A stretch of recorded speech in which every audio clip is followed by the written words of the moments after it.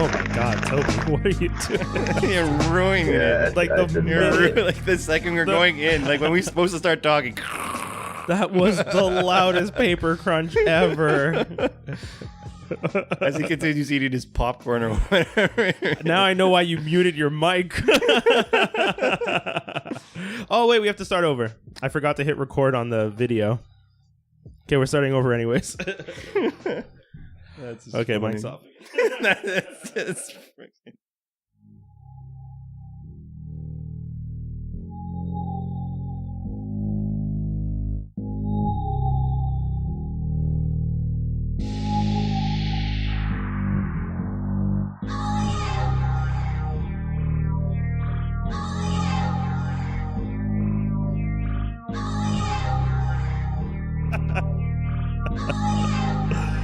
Toby. Oh, man. Oh, God. This is debauchery. There's no This professionalism at all. episode starts off with a fucking cluster. Hi, people. We're here. Thank you. Good night. I'm hoping the audio sounds good because I'm recording to a separate device through something. And when I listened to it, it sounded okay. But we're going to see, guys. We're going to see how this comes out. See how it goes. But this is also the... Man, do you remember our very first episode that we had to re-record? Oh, God, Oh yeah. my God. We were so angry. And we did it right away. We were all so mad. Yeah, what's up, everybody? This is... That's canon? Sorry, I did not notice the finger He point. was I was not like, expecting that cue. Not at all. I mean, I went, this is, and then went... I was like looking at my point, I phone know. to make sure I had my notes for the episode up. It has been a minute for everyone listening. It doesn't feel like that, but when we record these, we record them so far in advance that when was the last time we recorded an episode? I don't remember. At least But the you know summer. what I do remember? It was a pre-corona situation. 100%. And now we're living in a post-corona world. Oh my god. As he opens his Corona beer. Oh, so many That people. company, unfortunately, is losing money. Oh too. my Really? God. I thought it'd be the opposite. Yeah. No, dude, their stock is like they're losing money left, right, and center. People aren't buying it. Like, The people are, that's just stupid. I know, dude. I know Yeah, a bunch it of is people are stupid. like saying, I have a case of Corona, and then they're taking a picture of themselves with the Corona box. I'm like, that's ridiculous. It's ridiculous. I actually saw a meme with a guy in front of him. There's a guy with like buying 10 of those big packs of toilet paper, Yeah. and the guy behind him is just 2 2/4 of Corona. It's so good. It's so Man, good. going to the grocery. First of all, I woke up super early today, Yeah. probably around like 7:30, to make sure I get to Shoppers Drug Mart, which is for Farmer you guys Pre over there, in Farmer Quebec, Pre. yeah. And literally, by the time I got there at 8, when it opened, the toilet paper shelves were already out.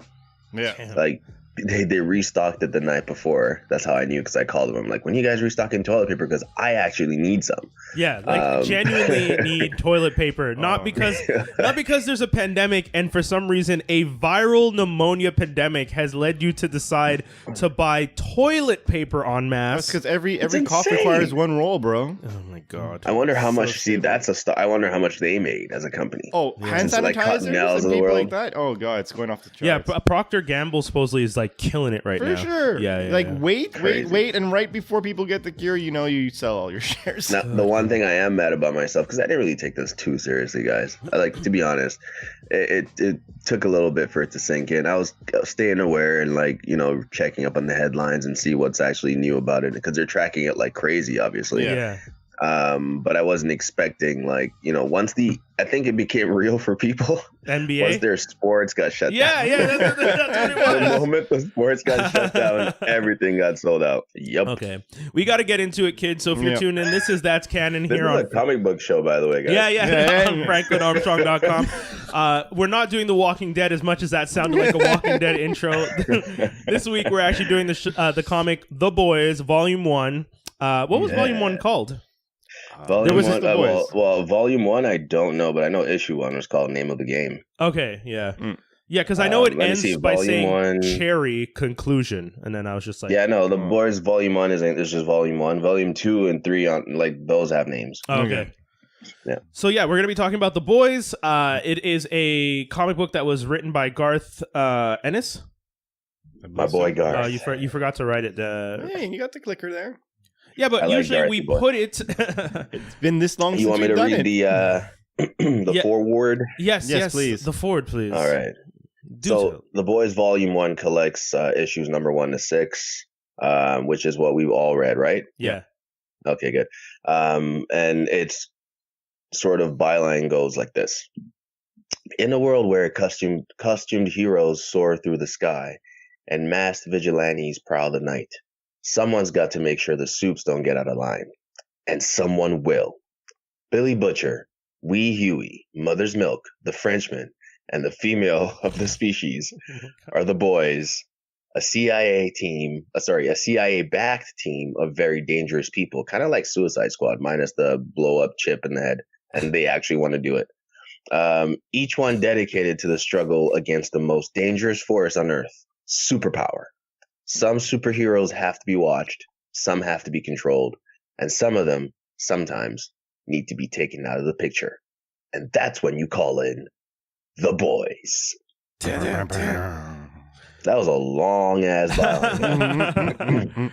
But yeah, that's technically, honestly, the gist of it. A bunch of people coming together to take out superheroes because some of them are abusing their power, or they're just kind of monitoring them to make sure they don't get to the point where they start to abuse their power. Yeah. And once they do, or if they see proof of any of that, well, they either sort of blackmail them, or like the byline said, take them out of the picture. Yeah. So, this was Wildstorm was the company, which eventually does get bought out by gets bought out by DC. I was going to say DC and then for some reason said Disney because Disney buys everything. Just force a habit. Yeah. Muscle memory. Yeah, exactly. It really is. It really is muscle memory at that point. But yeah, so they get bought out by DC at some point. The Boys, however, gets switched over to Dynamite later on, if I'm not mistaken. Oh, really? Yeah, because they do. Speaking of which, is Wildstorm... Jim Lee created Superman. What did Jim Lee create? Jim Lee is known for doing the Superman comic, but he is the one of the founders of Wildstorm.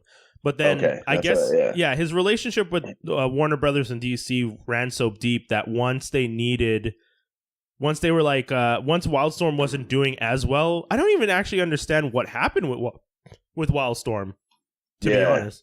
Yeah, we'd have to look that up. Yeah. But that's where like Wildcats and all those other comic books came out of. Yeah, he had a whole bunch of The Authority was the one that I used to really like with Apollo and Midnighter. Yep. Then there's like a whole bunch of other stuff that he was doing. But yeah, so Wildstorm, I thought Wildstorm was great. I really did like Wildstorm. And then the Boys was a comic that I didn't really pay much attention to at the time when it came out, because it came out in about 2006, if I'm not mistaken. And and then but then it blew up. It got really popular. Like a lot of my friends who were into like the more indie stuff were oddly into this, which I guess it's because they're making fun of the hero tropes. I think it's also because they bring a realism to it. Like the concept that they're real people and they have like flaws and stuff, Yeah. Yeah, as much of a realism as you can bring to something like this. But should we do it's still I was just gonna say it's overly aggro still. Yeah. But that's it. We should jump into the elevator pitch, because I feel like in our elevator pitch we'll all get to really say what we thought about it in a way. In a short pitch. You guys go ahead first. I'll do it first. Okay, I'll take it on. So, the elevator's going when I went to my boss. He's like, yo, did you think of something new? I'm like, yeah, man, like, how if we do this? So we're going to create a comic book where, there's superheroes. We always think they do great stuff. However, what if a superhero does something bad? Like, like kills an innocent while trying to protect people, and then that affects other people and whatnot. And like, we don't see like the gruesome side of the nice, good deed. And he's like, all right, cool. So you're seeing through another perspective. Yeah, it's like, how are you going to make it more interesting? Oh, I'm going to give all of the superheroes actual personalities. And like, what do you mean? Like, well, like, like Bill Clinton and Bush and Trump, like all into one. Oh, God. And then like make that the main guy. And then just a bunch of sexual predators and perverts because, they could get away with it. And he's like, sex sells, sure. Yeah, that's the unfortunate part. Sex sells, sure. Did you just say all the United States presidents? He said all the recent white ones. Oh my God. Yeah, so my pitch. Oh, hey, boss. Yeah, I got this new idea. So I was watching this comic book guy at a convention talk about the pride and honor he feels writing these comic books and these wonderful American heroes. And I thought to myself, behind closed doors, these American heroes must be just as depraved as the rest of us American heroes. So I think I want to write it from the perspective of, what if we're all just deprived, sick that do this kind of stuff, but with superpowers? What do you mean? Well, okay, look at it this way. What would like a man in a position of power do when a really hot young girl comes around? It's just like, I'd hope he'd respect her and show her that she's his equal. No, boss, I'm talking in a real world where they don't respect women. What's the first thing you do with a hot girl walking in the room? Oh, yeah, you try and get head because that makes sense. And then from there, equally, my boss says, yeah, sex sells. Go ahead. That's the unfortunate fact of this story. That is. There's so much more to it, but like the first issue would have you believing like, yeah, okay. It's great, a little gratuitous. Yeah. It's unnecessary. Well, then it's definitely unnecessary. I'll let you do yours, and then I have a question after. Mine is so simple. I walk in the boss's door, and I'm like, "Hey, boss, do you remember the Injustice League?" Yeah, no, you do? You don't? Okay. Do you remember the Crime Syndicate? No, well, let's just say this is the Crime Syndicate on crack. They run puppy mills where they actually churn out a bunch of younger superheroes and promote them one by one, kind of like the Teen Titan does with the Justice League. Yeah. On top of that, boobs. Yeah. Boobs. And a lot of sex. Yeah. What do you think? I gotta. And that's pretty much the gist of it. Although we're making fun of that right now, there's more to the story. But it's the fact that like they just seem to add sex where it's not necessary. Well, maybe that's why it's popular. I don't know. That's the thing. So remember when we did the Punisher? Mm-hmm. That was Garth Ennis, right? Yeah. Remember how we kept complaining? Well, I kept. I don't remember if you guys did, but remember my complaint. Yeah, you guys did notice it. Remember my major complaint was this guy writes women. I did notice that. That psycho crazy woman. He writes women like they are either depraved sexual maniacs, or he writes them as toys for males depraved maniacs. He doesn't write women in almost any way to just be a normal person. Like, just one normal woman who doesn't either want to murder everybody. Yo, she was in this comic book, and the only thing left was her arms. Yo, facts, big facts. The one average woman is the one he kills off for the whole story to take place. Anyways, I will get into it more, but I wasn't even. Wow. I think you just blew my mind on the Garth Ennis connection. I didn't even put two and two together that he pretty much reused the same like CIA Fed agent it's the same female thing. character. It's like someone read that. One. Wow. I was gonna say it's like someone read that and they're like, yo, this is good. Just make your comic book about this. Yo, seriously. just bring this character in. Yeah, like screw she was you. not. Wow, that's crazy. Like with the Punisher? No, with all the superheroes. What if she's the what if it's the same woman? Imagine. And she's the girl in the Oval Office. Ties the world together. This ties up Punisher and no, I'm kidding. It's so good. Good God, so good. But yeah, that's like, the thing. She's like what's the nurse in Daredevil? That's the connection, the link between each show. Oh yeah, Rosario Dawson. That's what she is to these two. That's funny. That's crazy. Yeah, it's true. But anyway, sex crazy female agent aside. Yeah, like who? Anyways, yeah. Let's get into the discussion. Yeah.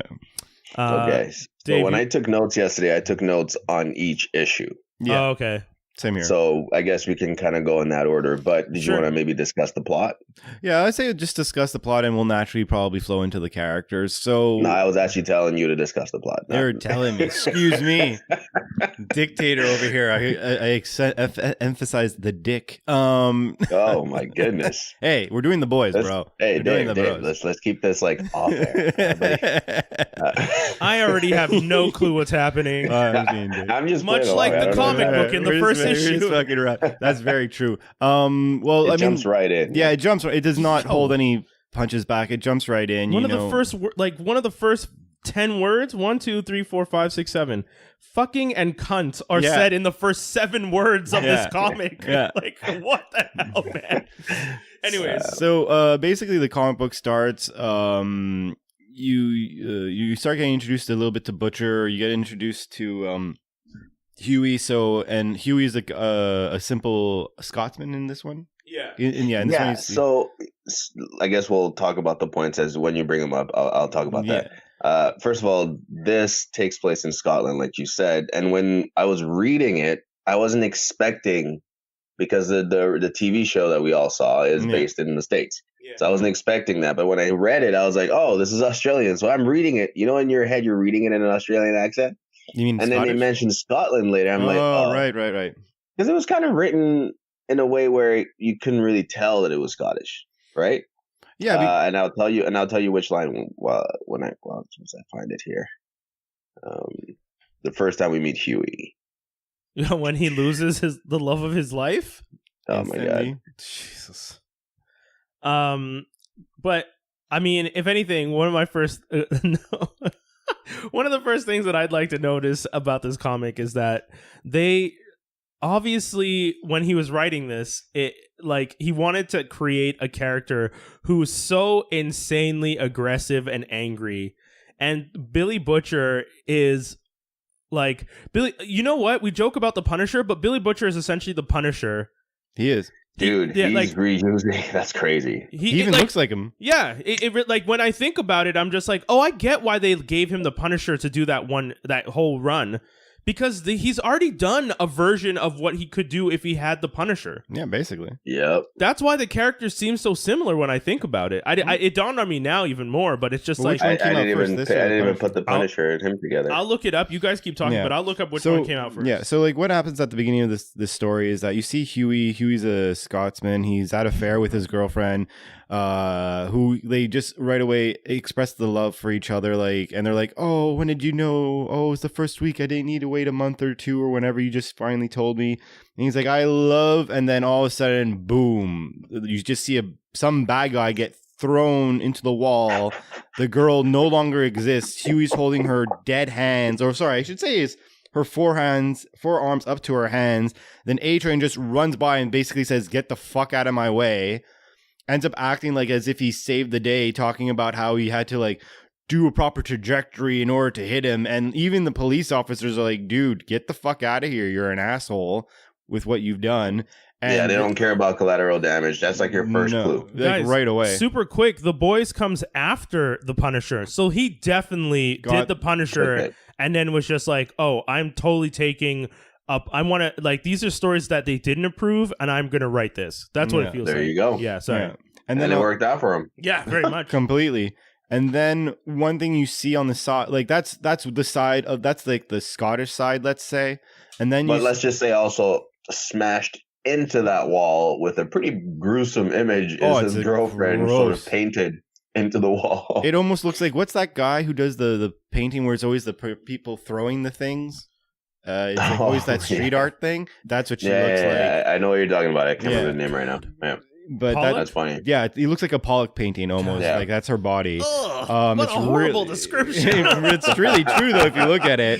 Oh man, that's fucked up. And then you also, on the other side of it, you just see this character who's called the Butcher looming around. You're seeing little glimpses of his life, including him going to the CIA, one of the directors, and like she's like, you asshole. He's like, you assholes, like, you bitch. And then they start having sex, and then he gets information from her because he's like, yeah, I'm gonna go kill supers because you know that they're starting to like overpopulate themselves and they're gonna soon start taking over our shit, and you know that they're acting like fucking assholes, and in his words, fucking cunts and this and that, because he's does not hold back on the swearing at all in this comic book. Why did they have sex? We don't know. We don't know. Relationship? We don't really know. Not at this point. It seems like she can't resist him. is the joke of it. Well, though, right? they both agree. Like the same female agent in Punisher. Yeah, because Well- that is a main part of it. Every time he walks into the room, she gets angry, but then is bent over for him. Yeah, well, he even says it. He says like you at one point in time in like issue like 5 or 4, he's just like, "Yo, shut the fuck up. I know you're just like me. You love to have sex with people you hate." That's literally what he says. And yeah, then what if this is like Garth's, like what he sees himself as in his head? maybe. He just Oh writes it. my god! I would I hope love he's for a like- therapist to analyze his comic books and be like, okay, we definitely need to talk to this man because the writing is on the wall, folks. Every time he's had a good relationship, it's not ended well, so he kills off his first love. He seems to only be sexually aroused by pain and torture. You know, like even when the scene where And every woman throws Yeah. themselves at his feet, and they and- can't resist him. and women have to do drugs just to keep up with his girth and strength. It's like, dude, what the hell kind of comic is this? Anyway, sorry. That's all right. And then so like the girl's just like, okay, well, you fucked me. You got your fucking information. Go do your job, which is put these guys in place. Yeah. And he's like, do you have your team? He's like, no, I need one more. And then he reads up about the story about what happened to Hugh. He's like, perfect. Someone that is going to be down with getting back at these people because of like obviously his love being killed and no one caring. Because another thing that to add on more misery to the scenario is that those who are in charge of the supers, like because it's kind of like a corporate game, Yeah. went up to Hugh and are like, oh, sign these papers so that you don't sue us or anything. And it essentially sucked, but- NDAs and just like clearing them of responsibility. Yeah, and then that first issue ends with Butcher being right beside Huey on a park bench, which eventually leads to them in the several next issues saying like, come with me to America. We're gonna get back at these guys. Something that you see on the other side of the coin would be what's the name of the group? The Seven. Seven. You see a meeting of the Seven, which is like the equivalent of like the Justice League. Yeah. And they're hiring this new girl. Sorry, just to hold you up there before we get into issue 2. Who's the monkey? Did we ever meet him on the TV show? He's not on the TV show whatsoever, and he's barely in from issue 1 to 6. This is the only time you really see him. So we meet a guy named the Monkey who Billy Butcher has something on this guy. Well, once again, that guy, much like he's Chip. What's his name? Mike. Yeah, it's Microchip. It's Microchip. It's essentially Microchip. Yeah, that's the character. Except for right? he's a forced microchip. Yeah. Because that's the thing. This or micro, guy, it's just micro, so it's not he- microchip. because that's what he says to the woman when they're having sex or after sex, whatever they want to call that situation they're having. He says to Lust. her, I know what 95% of them are doing, and if I don't know, I know someone who can tell me. And then you see him go to that monkey dude. Yeah. So I'm guessing, and I don't Well, understand. he has a name. I just can't remember his real name. Whatever. I just call him what Butcher calls him. We'll call him Microchip. It's Monkey. Sure. It's Monkey. That's true. He's literally the information computer guy who seems to have information on the soups. He seems to have some type of wiretap on them. Anyways. And then, so the first episode is mainly you meeting issue. Sorry, getting mixed up. We're here. so programmed. Yeah. So the first issue is like you're just like figuring out, okay, this is the world, and these are the two main characters. The second issue, you start to meet various other people from the team, including Mother's Milk, who is just seems to be a family man that works with Butcher. A guy named we don't really get much of a backstory on MM at this point, right? We meet his daughter, who seems to be disrespectful towards him. Yeah. And she's dressing, she's a teenage girl who wants to dress and show cleavage and whatever. And he's a typical dad who's saying, wear something a little that, that hides your femininity a bit more. And they fight about that. Hide your virtue. And then it turns out she's leaving the house to go hang out with guys who carry guns, apparently. Yeah. And Butcher goes out after her because he's close with the family. I guess he must have known her since she was a baby. And he goes out there and, kind of tells her, hey, can I talk to you? One of the guys kind of shows him the gun, like, what, you want to talk to her? Like, for some reason. And he beats him up. They run away. No, he just breaks the gun. Yeah, he crushes the guy's gun. He just crushes the guy's gun, and then he gets scared. Yeah, I skipped that because yeah, that's stupid. Yeah. Is he constantly on blue? Because that would be the only honestly, thing that would explain that. I was gonna say that's one of the things I was gonna mention a little bit later. I think he is, because they don't show it. Yeah. But I think he microdoses blue, like Yeah, the original Because microdoser. all his aggression must come from that. Like, It's like for on sure. roids constantly. Yeah, because how else could you crush a gun? Are you implying that he is part soup? Because that's the thing. I remember the first time I read this, when he does that scene, one of my thoughts was, is he secretly a soup who hates soups? Yeah. Mhm. That was honestly my first thought. And then once they introduced blue later on, I was just like, oh, he must just constantly be using like... But the soups are made from blue, Yeah. Yeah. right? Yeah, well, blue or what we end up compound V. finding. Yeah. Compound. Yeah, that's true. Because I call it blue too. they interchange the name. It's because we're gonna interchange the name. So like, yeah, they call it blue. That's or they true. call it Compound V or blue. Yeah. But yeah. Compound V, do they refer to Compound V in the They do. comic too? They do.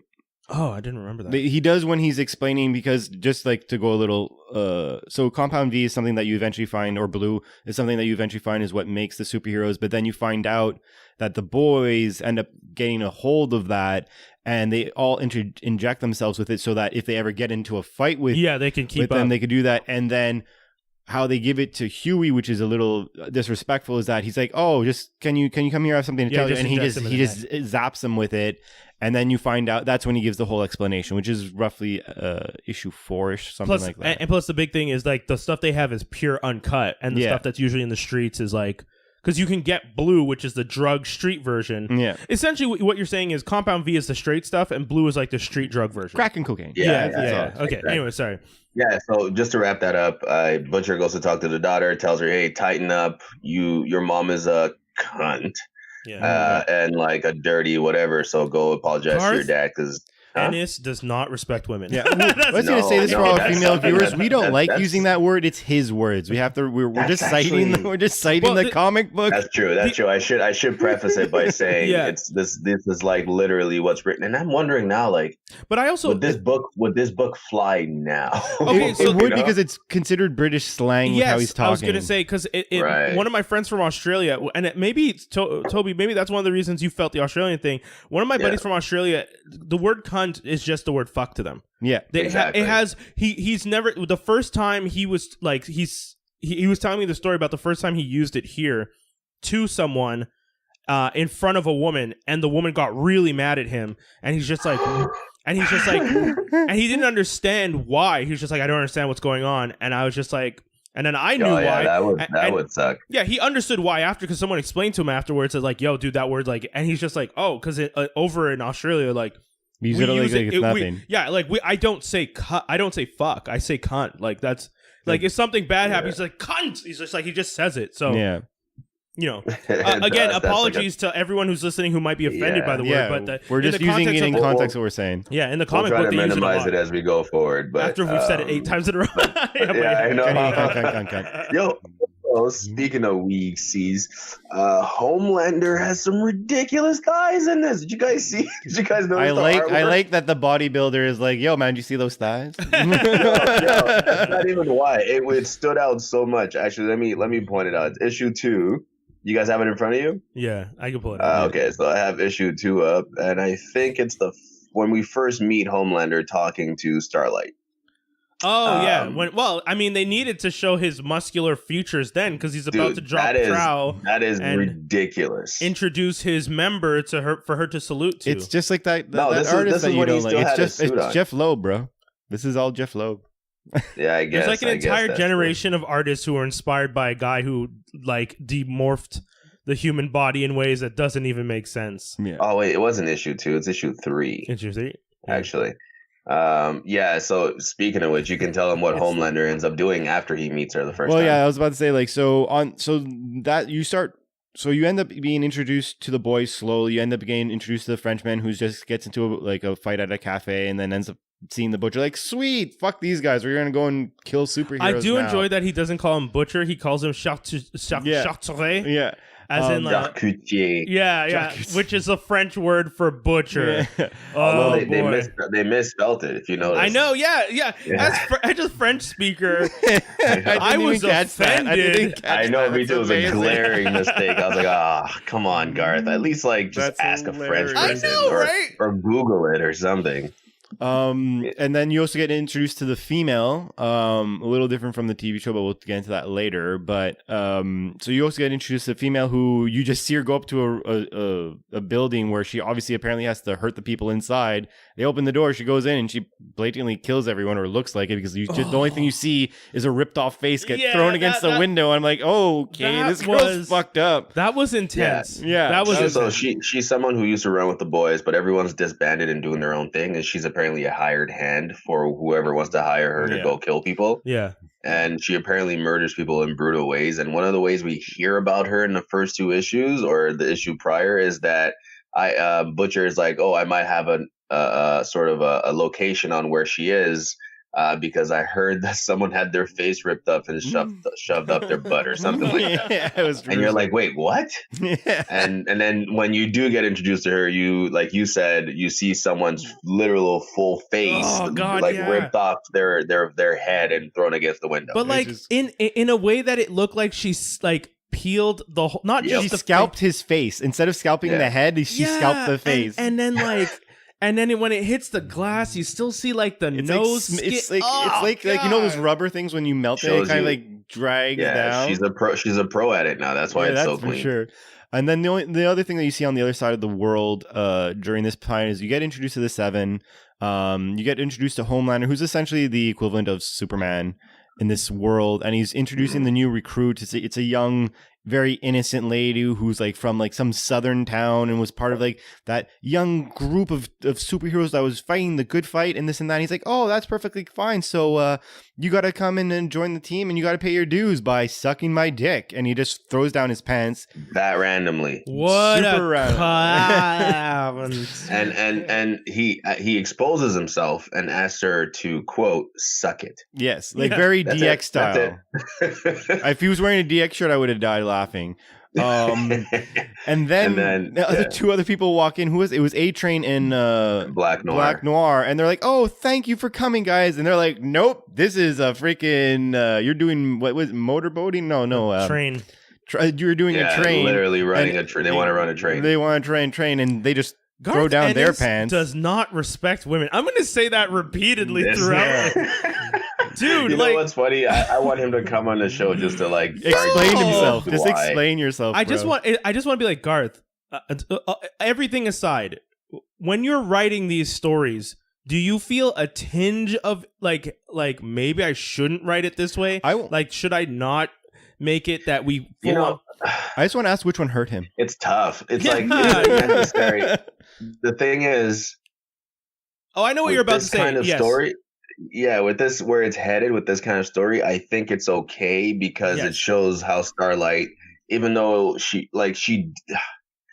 No, I get she it. does the deed, but she even defend why she ends up just doing it anyway. That part I won't defend, but I understand what you're saying. It's definitely the abuse of power.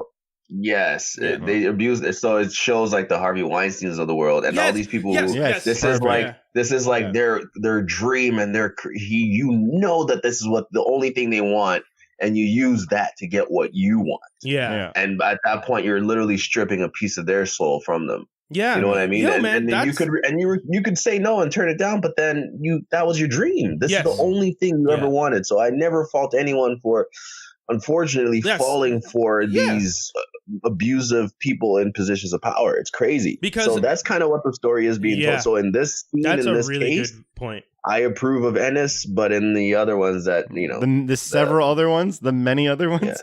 And then have anything else you wanted to add to that? No, I think that it hits the nail on the head. Yeah. I couldn't have thought, and in a post Weinstein, post Me Too situation, this story hits so much differently because you realize like either Garth Ennis was genuinely trying to show the world like this is actually happening. There are people doing stuff like this because again, this is 2006.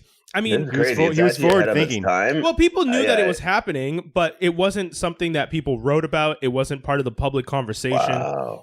That's so true. And he Was wrote a Garth ahead of comic his book. time? Do we give him that credit? I know. That's what I I'm just said. saying. That's what I just said. I'm like, are we bashing him, or is he actually It's like both. Is he the biggest humanitarian that we know of, but we just don't know? He's both. While he's getting a blowjob. He's ahead of his time in trying to address this, but at the same time, he's not ahead of his time because you start to realize, like, is this what Garth? Garth sees the world. I just picture him at like a feminist, like women's rally behind a podium, and still has a girl there just giving him head while he's making a speech or something. And that's, you know what? That's probably the most dangerous type of like male ally feminist. The guy who's just like, I'm empowering her by doing this because I believe that women can do and act how they want. Or how about this? Is it that he was doing all this, or is he just giving out the dirty secrets of all the celebrities that he used? That's Like, you know what I mean? See, the thing is, everything you see either on TV or like in fiction, a lot of these ideas come from real events. Exactly. Right? Like real things that have happened to real people, even though they sort of add the magic and fictionalization to make sure that people keep watching. So this is something that's been known for a long time, and the time it came out, this might have just flown over people's heads. It's like, oh, this is what men do. You know, it's one of those, this is what men do. It's not like this is a problem that men do this. Yeah. But now that we're all seemingly, quote unquote, I hate using this phrase, more woke. Yeah. Could you have said it softer? You know? I know. I felt ashamed almost to say it. We all recognize like, oh wow, this is a problem. But like, did Garth really mean to do this then? That's a point that people can talk about later if they want. When was the first time you read the comic? Because I read the first time I read the comic was in like 2010. It was a while ago, man. 2 weeks ago. So much so that this was new for me. I actually did this, unlike you guys, I did this in reverse. I watched the show first and then I read these. Sorry, and then Toby, what were you about to say?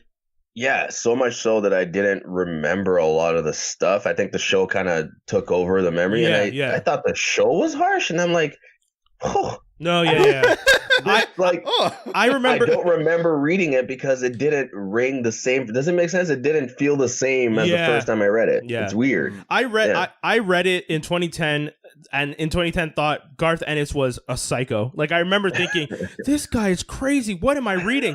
And I remember reading it and getting to a certain point and being like, I don't know if I can read this anymore. Like, I felt, it was just shock, right? Yeah, I was just like, that's what it was. I was feeling stressed reading all the story. I was just like, this dude, like, because in the first 6 issues, like you're like, I'm not there yet. I'm not there yet. It's like a relationship moving too fast. I'm not there yet. You gotta be like, no joke. It felt like the type of comic book that I need to build up to read, because it's just like this. There's like a hamster coming out of a butt. There's a train being run on people. There's like I was like, what am I reading? And then my buddy kept telling me like, nah, man, you gotta keep reading. It gets even crazier. And then I read past, and I was just like, what is happening? Like, and I remember thinking like, I'm not comfortable with the things that I'm reading.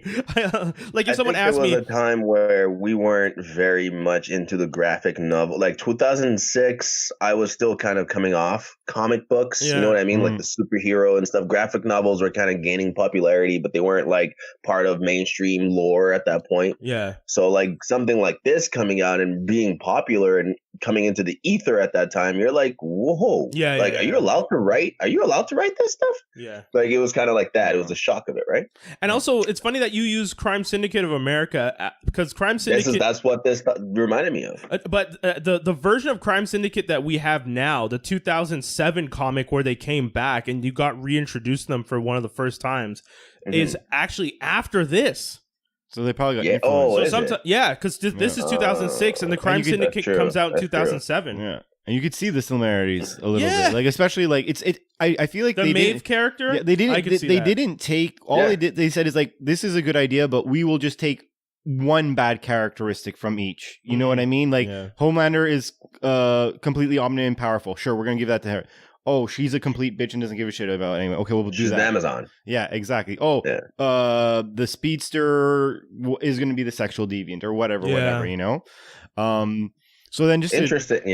Sorry, I was going to, I was going to continue staying. Let's continue. We went on a tangent there. Yeah. So, So you eventually find out that Starlight did the deed. She ends up going to the bathroom, pukes her guts out. Yeah. Maeve, who's like the equivalent of like Wonder Woman in this scenario, she gets out of the bathroom. She's like, "Oh my God, you were my hero." Blah blah blah blah blah. And she's like, "Oh yeah, I was. You're a bitch. Shut the fuck up. Leave me alone." And you're like, "Whoa." Actually, she doesn't even say that. She just calls her an asshole basically, and walks off. And then she goes to continue to puke. It's funny because she said all that without saying anything. Yeah, and I think that's why Dave went on things like that. I'm like, she didn't say all those words. Yeah, it was. No, Dave's just like in Dave's head, she's like beating the crap out of her. She's like, you know what though, Dave? That's a credit to the art and the artist. Yeah, because it's true. Now that you say it, I can see how her just being completely dismissive and Ben saying fuck off is almost the equivalent of those guys forcing themselves on her. It shattered her dreams. It's like, everything that I knew about this team and all the people that I know and everything that I thought has been destroyed. And the one person in their first morning, was going to prove me wrong. Maybe there is hope on this team. Turns out to be just as bad. Because I mean, like, how would you guys feel? Like you go to your dream job, the job you've always wanted, and within your first 2 hours, you hate it, and you've been like abused physically, mentally, everything. Oh my gosh. No, but he's right. It's true, but I mean, I wasn't expecting the comment. Also, the TV show has. Do you guys? Okay, so I wanted to ask you this. On the TV show, the person who actually, first of all, there was a character flip. So A-Train in the comic book is white, and in the TV show he's black. Well, he's kind of deep, darker. White. He is white, but he's kind of darker white. I was trying to figure that out when I was probably reading. Like Spanish, whatever, but he's not black. Yeah, that's fair. Then we have Homelander, who in the comic books he's the aggressor. He's the leader of the team, and he's also the one who rapes first. Yeah. In the TV show, Homelander sort of has no idea this is happening, and it's the Deep, who has a smaller role in the comic books, by the way, than the TV show. Much smaller. It's the Deep, the fish guy, Aquaman version, who is the one who is the aggressor. Did you guys like that the show flipped it and didn't make Homelander visibly evil right away? Well, I think, like, I mean, we have, like, a certain comparison later on, but what, for me, it was just more, like, my overall is that I feel that the show designed it in a way that it was more fluid, and it was, like, kind of like how we were saying it was too intense. And you guys, like how Brian was saying, you had to build yourself up. Yeah, the show made it in a way that you're like, yes, you got a bunch of wow moments, but you got to a point that, okay, by episode like 7, you're completely diluted by all the fucked up shit you've been seeing. So now we could just lay it on as hard as we want.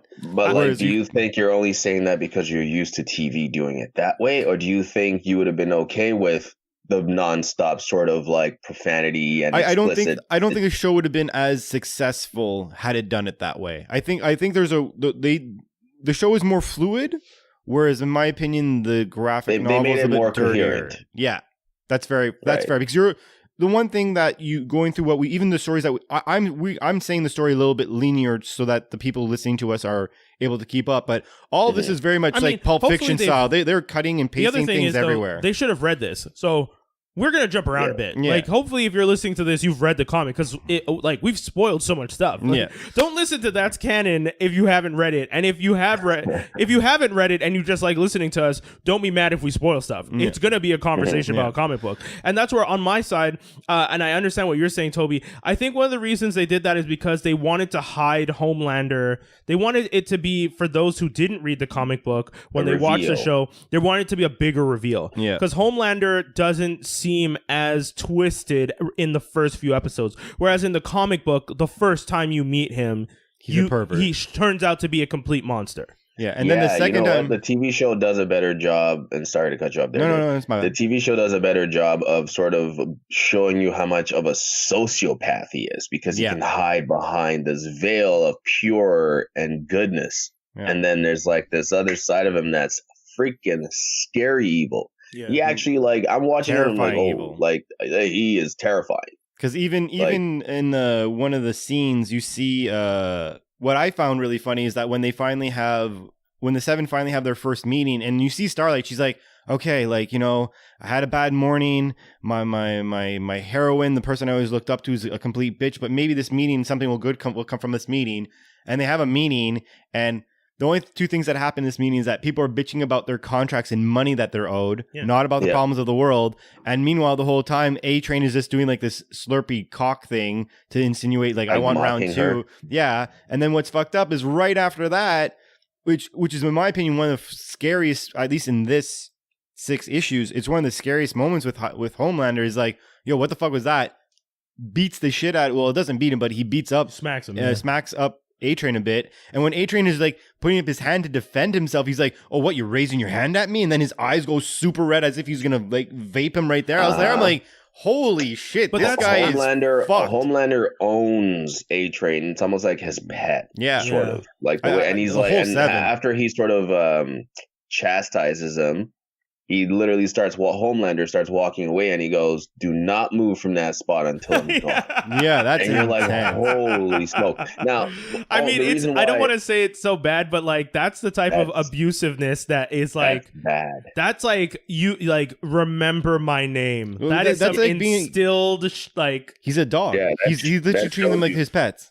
Like the Jet Li, what's the Jet Li movie where Unleashed? Where she treated like a dog. It's like that's some next level abuse when you start treating someone like that. Anyway, sorry. And I'm so curious. The reason why I wanted to bring up the dynamic change, and we can get back into it, is the fact that A-Train on the show, he's black, right? Yeah. They did not do this scene really. They used the Deep instead, who was white, right? Yeah. Because they already switched the sort of race of the character in the TV show. They couldn't really imagine a black A-Train being submissive to Homelander. In the scene. Yeah, you couldn't use A-Train to be the guy who got head, and you couldn't use him to be the guy who was being submissive, because it would have been too much a focus on just like the person of color is now just being treated like crap. Diplomatic stuff would have come up and people would have been pissed. Yeah, I get that. I mean, using the Deep the way they did was more interesting because I feel like it gave that character. Also, I knew the character was going to be more important once they hired the actor they hired. Like that was one of the things that I saw. I was just like, okay, well, like once they hired the guy from Gossip Girl, I was just like, okay, well, Homeboy's going to have more than just he's not going to just be a guy in a dome complaining about his percentages, like which is what you were talking about. Yeah, exactly. Which is like, I'm sorry, that was the most hilarious. Like when I saw the Deep, like who's obviously supposed to be the parallel to Aquaman and Namor, I'm like, wow, you guys are really trying to show how much you guys do not care about those characters. Like, it's kind of funny. In the comic book, you mean, right? Yeah, in the comic book. Yeah, because in the comic book, he doesn't even look like Namor or Aquaman. He has an old man, like the oldest possible like scuba diving suit ever. Going back to your meeting where they're discussing their contracts, Starlight decides to sort of speak. She's like, you know what? I've been through horrible things, like you were saying just before. And like, you know, I'm going to pick myself up on my bootstraps and I'm going to make a speech and let everybody know that we shouldn't care about money and we should care about the world and people. And she starts going off, and then Homelander stops her in her tracks almost immediately and goes, you know, we've been discussing that you could really use a new look. Oh, yeah. And then he grabs Takes out the marker and draws a skimpy outfit over her costume. Moments white, like so this, you're able to see that. Yeah. Moments like this prove Garth Ennis is not a feminist. I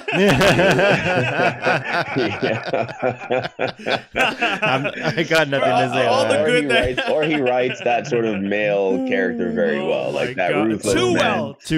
well. Yeah, so that was a pretty. It was intense. Shocking scene, to say that she has in anything and keep your mouth shut, the men are talking kind of situation. More or less, with the exception of Maeve, but Maeve's just drinking the whole time. Well, that's it, because Maeve's part of the trilogy, right? The Trinity, like in the only thing I'm wondering about that, because like I obviously haven't read past the issue 6, but I'm so curious that if in this issue run, if her and Homelander actually ever fight, because I'm kind of curious. I based off of the things I'm seeing, that's why she's able to do whatever she wants, though. But that's because she's submissive in alcohol. She's not part of any of this. Like the whole 6 issues, the whole 6 issues, she's drunk and he's encouraging her drinking.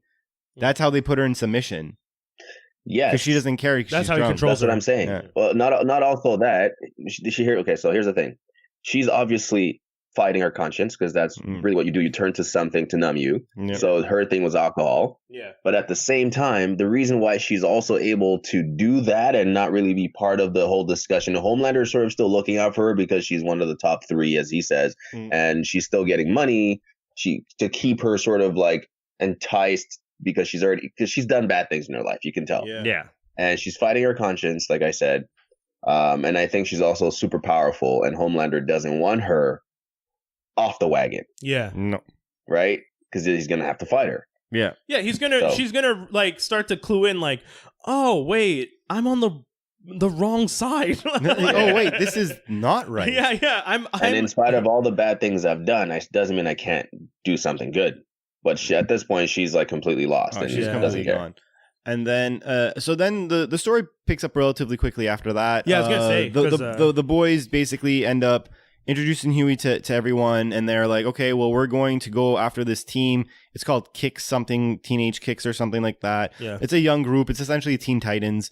And they're like, we're going to spy on these guys. And you spy on these like young delinquent superheroes who frankly just want sex, and more sex. You know what? I almost wouldn't say they're the Titans, because the Young American. What's the other group? There's the Young Americans and there's Kicks. Yeah, I would say what's another group that's like the Titans in the comic books? Because the Titans would be the Young Americans. They're the team. Yeah. But isn't it Kicks who they're taking, who are usually the feeding team? They just so happen to have taken Starlight from the Young Americans. Sure, but in that sense, maybe. But I meant more in the representations of the team. Oh, that's fair. Because the Kicks do not look like. No, the Kicks. Would they be like New Mutants? Well, you have the New Mutants. Yeah, exactly. I was gonna say that. Yeah, they'd be closer you have to the Runaways. I don't know. Yeah, they'd be. Runaways, I would think. Yeah, they'd be closer to a type of team where you can tell this team isn't necessarily the most respected team, which is funny enough, the fact that they're the feeder team to the Seven makes sense in this universe. Yeah, because they're just as disgusting as them. They're depraved human beings. But yeah, that's the thing. When you're reading it, that team seems like, compared to the Young Americans and the image of the Young Americans that you see, the two teams seem like this is like the good team and this is like the rebellious young team. Like one of the guys is like a punk, and Popclaw shows up and she's just like cutting herself. It's just like, I'm goth, and stuff like that. And you're like, okay, I get it. And the other various things that you see is they had sex brothels where they say switch it up and they just switch partners. Yeah, change. And then you also see, and then Stewie's just like, Hugh's like, oh man, this seems really fucked up. He's like, and then Butcher's like, what's also fucked up? Everyone's getting try to have sex with the soup, and then like they see a girl who's literally like holding her hand out bleeding because they obviously they were so rough with her that she's bleeding from everywhere. I'm not going to get into any straight up vaginal bleeding. Yeah, I didn't want to say that, but yeah. So it's we can use deep description there. Yeah, I want them to get exactly what I saw. Yeah. I mean, again, if you haven't read the comic, read the comic. If you have read the comic, you already know the sadness of that scene. They also have sex with each other. And apparently they're pretty fluid. I think they're just horny, and it doesn't matter who's in the way. And one thing I found funny, so they get all this trash on them and whatnot, and then the whole thing about the boys is that they send them an email saying, if you guys have to choose who takes the fall. If not, we're going to choose who gets exposed on media. And the thing I found... the boys used the pictures and everything they took as blackmail and made them make a choice, Yeah, and the thing I found weird about that, it's like the person came out like, oh, I'm gay. And they made such a big deal out of it. And I was like, was it even that big of a deal at the time? This is 2006. That's what I'm telling you. In 2006... It threw me off. I was like, I guess it's a... Yeah, because that's the thing. It's not bad, but publicity at the time, You're reading this in 2020. Yeah. So for you, it's just like the LGBTQ has done so much in the community, has built up, has like from 2000, dude, from the 80s till 2006. I'm sure someone would have been like, that's unfortunate, but okay, I could see how that panel could go out. And then from 2006 to 2020, it's just like,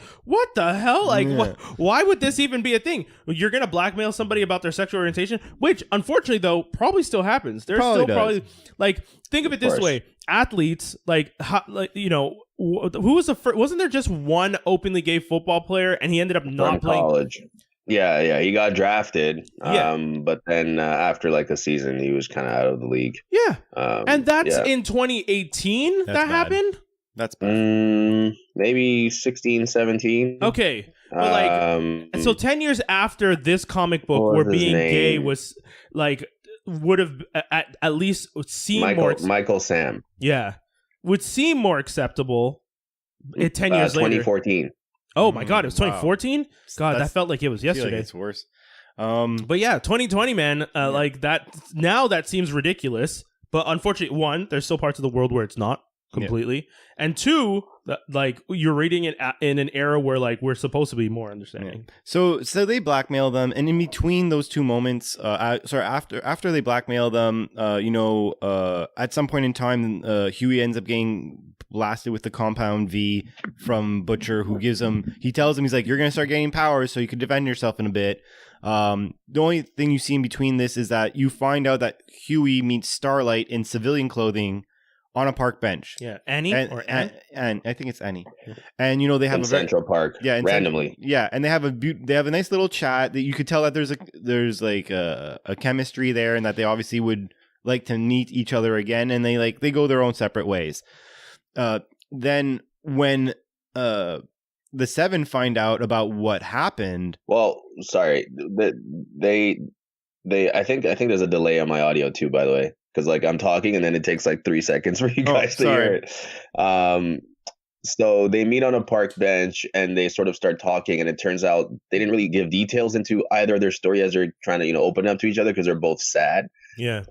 But their story, like the underlying feelings, is what they sort of relayed on as to how they're both feeling in the moment. Hugh is feeling like out of the loop, dejected. She's obviously going through her own thing with the Seven.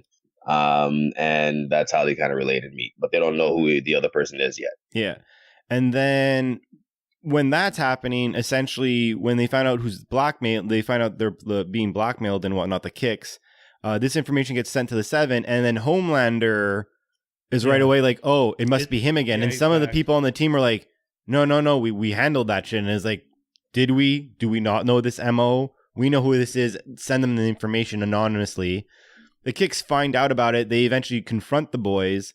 The boys is when you realize that the compound V basically gives them all super strength, not a specific power. Maybe that's a reaction of it, that if it's an average person, you just get super strong, whereas maybe a specific person, you might get different results. But they're all strong, so they're all like having a big, like, essentially a gang fight in the middle of the street. And they're just like, Huey, just stay away and take I think it was Cock Blocker or something like that. Some like one of the name. smaller dudes. Yeah, he's like, just push him away and make sure he doesn't hurt you. And Huey's completely shocked by everything. Yeah, because Huey's not a fighter. That's one of the things. This Billy Butcher situation, I feel like when you're reading it, you realize that Billy Butcher, I mean, differently from the show, but Billy has this team and he trusts this team. But I feel like that team he trusted because he knew they could handle themselves. And Huey, he has no reason to think Huey could handle himself. And I found which makes you wonder who the previous person in Huey's position was, right? Because does he need that spot for someone dispensable? Yeah, like the fall guy, someone right? Who is super invested and he knows will go after the soups and like he doesn't care about their sort of life. So because it was weird to me to see that scene. I mean, the scene needed to happen because you need certain things to play out, and Huey to essentially punch the guy through the chest and like break the guy in half, which leads to obviously an unfortunate thing. But the superheroes, like in any comic book, when a superhero dies, they have the funeral. So that was a pretty big part of it, right? Yeah, like that was a huge part, because like obviously Huey, when he tries to defend himself, like you're saying, like he kills the guy by accident because he just tries to punch him to defend himself. Yeah, and he punches him right through the chest, which is brutal in itself, by the way. Like, let's make that clear. Like middle of the chest too. And so at that point, he snaps his spine. The guy's dead. The guy's like, it's an insta kill. And then that's when the hamster comes out of his ass, which is like a whole other thing. And that was where I stopped reading. The hamster comes out of the villain he killed. Villain, superhero, thin line without those comments. Then what's it called? The funeral happens, and everyone starts giving like these nods to how wonderful this character was, and how he was such a great hero, and like they're all standing there, and the Seven didn't come, but they sent a PR rep to like speak on their behalf. The Young Americans talk about how great he was. The leader of the Kicks talks about how he was honored to work with him. But you start to realize, like, man, there's some messed up, like, obviously this is a messed up situation, but these people are also insanely blinded by these things, right? Like, they're just like, because I feel like that scene was important because they wanted us to see, as much as they all know this guy was not a good person, they also wanted it to be that, oh, these people, even if they're lying in this moment, they believe the lie. Yeah. Like they truly believe they were heroes. Garth was ahead of his time, man. Because this In some hits respects. it's crazy how like it hits so true to now. Yeah. Some people truly believe they're heroes. Harvey Trump. Weinstein, Trump, all these people truly believe they were doing the best thing possible for the industry or for the country. And and it's a scary thought because, and they say this right about people like that, a person with that much belief when they're wrong is more dangerous than anyanything. Yeah, because especially if you have power. Yeah, and that's it. In this comic, the whole thing, and that's one of the reasons that Billy Butcher is such an important character, because it's all about like understanding these people are abusing power and someone needs to keep them in line, but at the same time Billy himself has power now and is abusing his power. There's a double-sided coin there. Also, is bloody semen a thing? Wait, I don't know what that is. I was curious because that's one thing that he tells me. He's like, so you decided to live like when Butcher first meets Huey, it's in the South Bronx. He's like, why the fuck are you here? He's like, oh, it's cheap. He's like, no fucking shit. You're in the South Bronx. And he's like, oh, these are cool characters. He's like, oh yeah, well, don't come crying to me when you have your first semen with blood spots falling underneath your door, like from the hallway. And he's like, that's not gonna happen. Oh yeah, and then one of the nights where he's like debating on leaving, that's exactly what happens. He's like, ah. But it's, I was like, what's the joke here? I didn't get the bloody. I'm guessing people Garth who have like Ennis doesn't respect women. No. Let's remind ourselves, right? He's telling the dirt sheets of things that he's been exposed to, right? So Garth, where do you hang out? Good so God, man. the last thing that you see in the first 6 issues is that Huey's obviously questioning everything that's going down. He's like, I've not liked my last 2 weeks. My girlfriend died in front of me. I came to America. I had to figure out that all the superheroes are even worse than I thought. And now I killed one by accident because you decided to put me with some drug I don't know. And he's like, why the fuck should I stay? And then that's when you find out Butcher's story of like why he hates. And he hints to Homelander. He doesn't actually say it. Yeah. But you do know that's Homelander because at the beginning of the first issue, you see Homelander fly over. And he's like, I'm going to get you, you fucking cunt. Yeah. And he's like, oh, so yeah, my wife was forced upon. And I found out by when the baby was in her stomach and wasn't even born yet. It's just like, that baby couldn't stay inside because he was stronger than my wife's skin. Yeah. And he comes out, kills my wife. And then I had to beat the baby with a lampshade. To death, and then Huey's obviously like, and that's how it ends. And it's obviously the speech that helps Huey probably stay on the team. I did fast forward through a few issues in the future. This actually might be not a TV show. You skipped issues. I'm gonna say was kind of uneventful. But I will say this: I read a few things from various issues in the future, and this is basically along the lines of Saga. This and Saga are two books that once I get the time and I'm not catching up with other things, I'm going to read the rest of this. Yeah, of course. It's a great story. Like everything we say that's sort of like out of line, which technically isn't because that's the whole point of the whole damn graphic novel if you read it. Yeah. The story and the plot and the way things are moving are still pretty well paced. And there's a reason why it's one of the highest rated graphic novels out there. Yeah, like I would continue reading Saga because it was just amazing, whereas this I'm just curious how far down the rabbit hole of fucked up shit's happening because it's just mad wild. And you're very like, even when you're reading this, you're like, some people in this, both on the boys side and on the Seven side, like some people are gonna die in this. I'm just curious who and how. Like I'm based off of what I've read already, I'm like, for sure Maeve's gonna get off the alcohol at one point, fight Homelander, she's gonna lose. That's my prediction. I'm not saying that I didn't read ahead, so I don't know if that's what's actually gonna happen. I'm curious if Black Noir dies because he just seems like a random badass. And that's about it. Is there any other characters you guys want to dive in before we go into the next subject or next segment? I don't think we really get much else in terms of characters that are like that we need to talk about. Yeah. I guess Raynor was in the TV show, right? Raynor, she was the agent. Yeah, she was what's her name from Spin City? Yeah, but she came much Spin later in the City. TV show. Yeah, she was in Spin City. I know, but like of all the shows, has she not done anything else? No, it's because that's the show that when I first saw her, I'm like, that was like one of my childhood crushes when I was a kid. I was like, oh, you're pretty. Actually, one Esposito, character something we can talk Esposito. about is Billy Butcher's French bulldog that he can tell to rape something on command. Which is God. hilarious. I mean, I don't think it's hilarious. I think it's pretty funny that he that trained was his dog to way do get, that. that was his way to get Huey to sort of be on board. Was like Huey was having a bad day. Butcher knew it because obviously his girlfriend just got killed, and he saw some lady with a small dog who shits everywhere, and then he's like, "Oh, look, she's not even going to clean it up." I don't remember the exact story there. Do you guys remember that? No, that's no, basically I tried it. to skip that story But because I found it gross. I find it funny that that's what you took out of it. I took out of it like, oh, we just all fuck the bitches. That's literally what I took. I'm like, oh, that's still demoralizing women in just a very passive other way. I just remember thinking when I didn't see the dog in the show, I was just like, oh, thank God we won't have to see that scene. That was my only thought.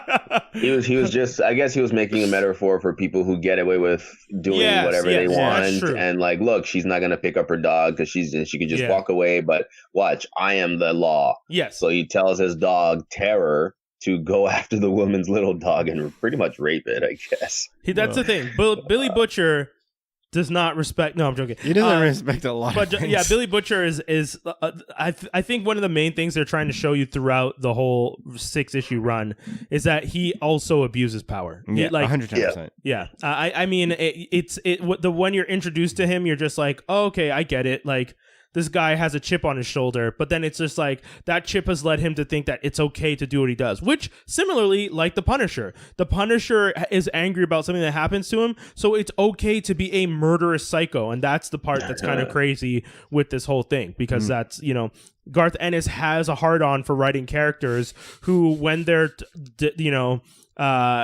turned on or angry about something, it's okay for them to do anything possible to hurt other people. Yeah. And that's, I've had conversations with some of my friends recently about like, men in general, and that's a scary thought for some of them, because sometimes men act like that. They feel like, when you talk to some women and they talk about like going on dates, and if the date's not going well, they're still being polite because they're concerned about how this could turn.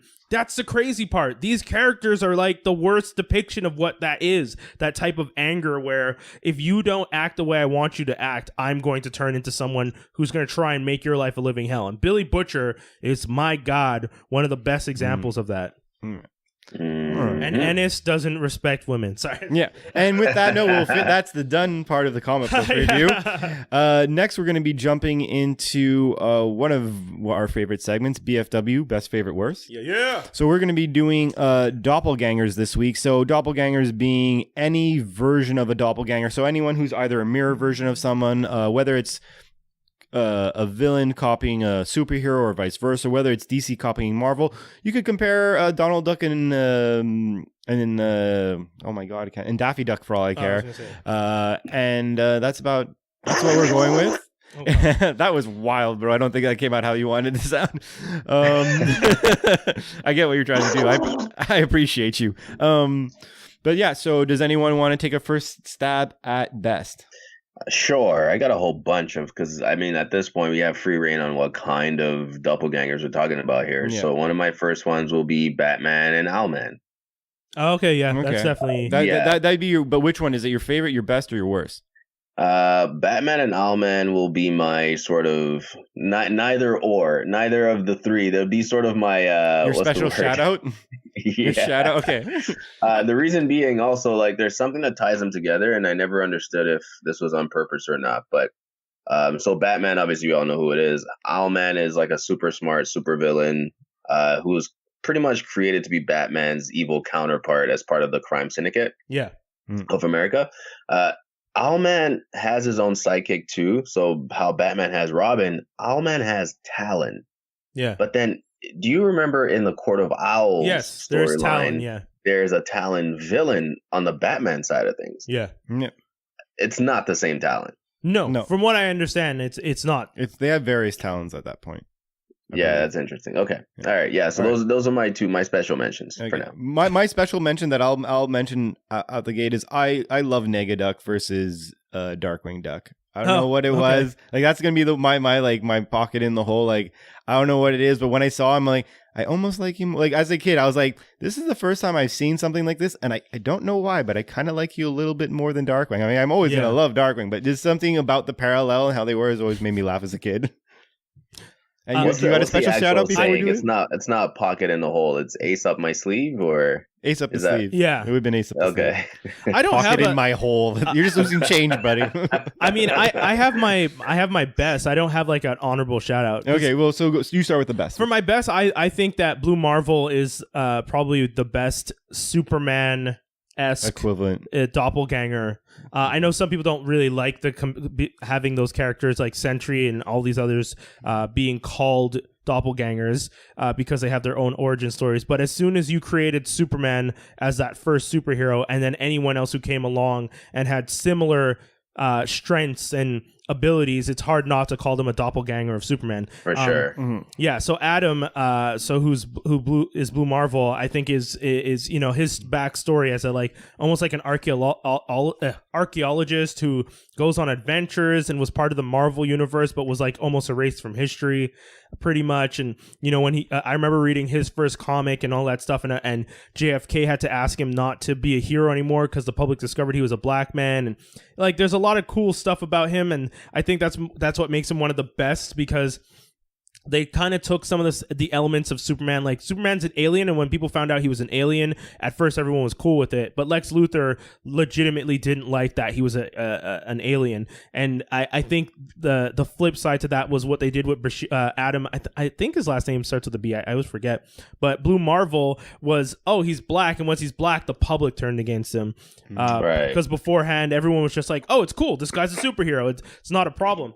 Also, the other thing that I like about his origin story is the way it's written.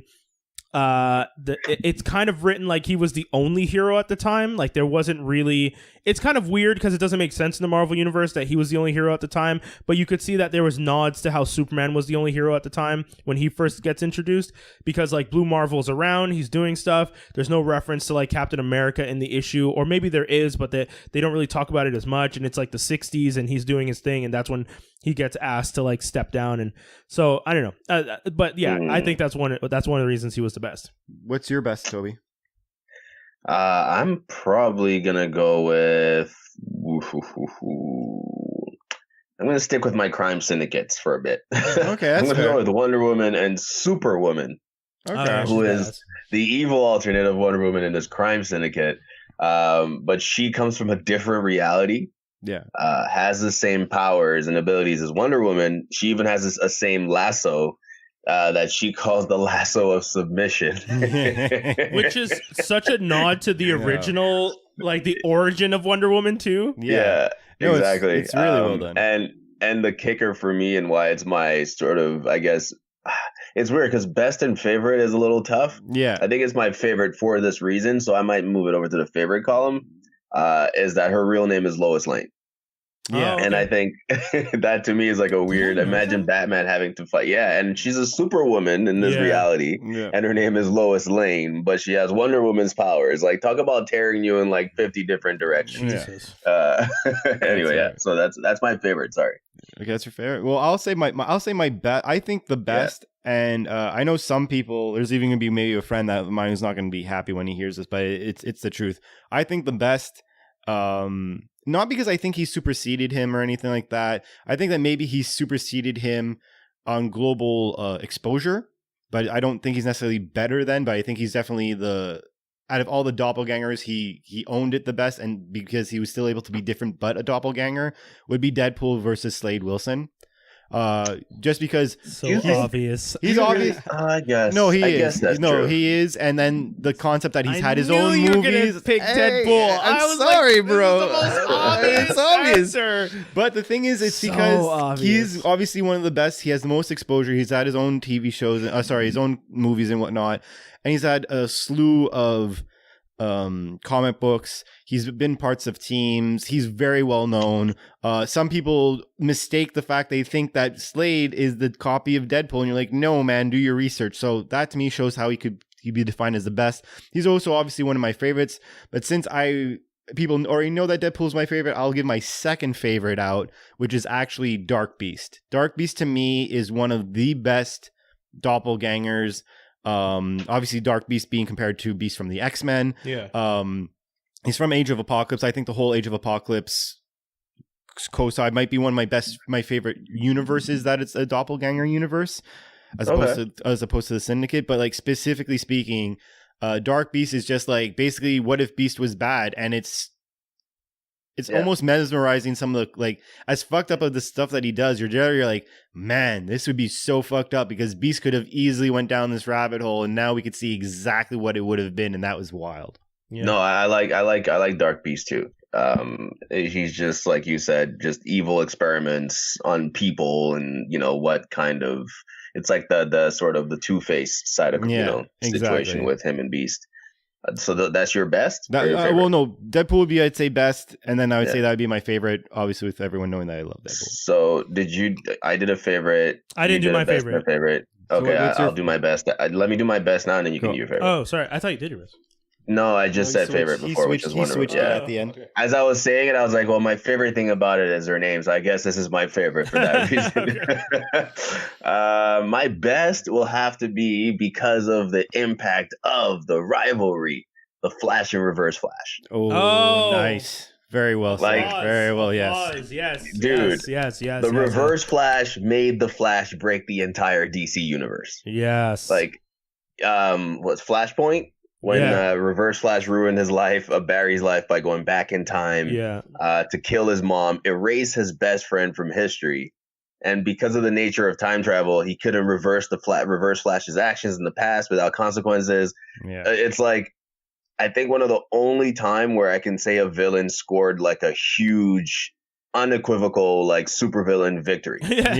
On a hero. So to me, that's the best, and one of my favorite storylines in comic book history too is Flashpoint. That's very true. So what's your favorite, Brian? My favorite, weirdly enough, is Gabrielle Kinney, who is Honey Badger. Okay. She's from Marvel. She's essentially a clone of a clone of a clone. Not complicated at all. Go on. I'm gonna look it up. Because to me, she's a mimic. To me, she's a doppelganger. Because essentially, she's a doppelganger of X-23. Oh, her. Now I know who you're talking about. Okay. Is she a clone? You said she's a clone of a clone. Yeah, she's Gabrielle Kinney, who's now her alias is Scout. But at the time when I first was reading about her, she was Honey Badger, and she's a genetic template. She's a copy of Wolverine and Sarah Kinney. And then she's like a fellow clone. Oh, sorry, my bad. It looks like she's a fellow clone. Well, here's the thing. Wolverine has had like, 10, 12 clones at this point? Yeah. But the reason she's my favorite is because she's a kid who can't feel pain. And